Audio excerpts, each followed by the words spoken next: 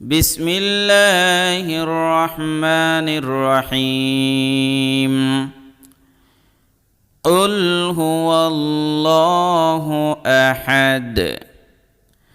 কফ লাম পেশ কুল। প্রিয় দর্শক দেখুন, এই জায়গায় যদি আমরা ছোট কাফ দিয়ে উচ্চারণ করি তাহলে অর্থ হয়ে যাবে এক আল্লাহকে খেয়ে ফেলো, নাউজুবিল্লাহি মিন যালিক। কিন্তু বড় কাফ দিয়ে যেভাবে আছে যদি সঠিক উচ্চারণ করি তাহলে অর্থ হবে কি, বলো তিনি আল্লাহ এক অদ্বিতীয়।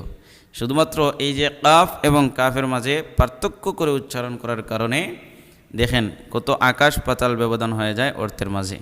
এজন্য এটা ভালো করে মুখস্থ করুন। কুল হুয়াল্লাহু আহাদ।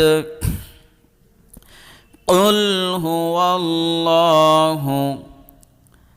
কুল হুয়াল্লাহু আহাদ।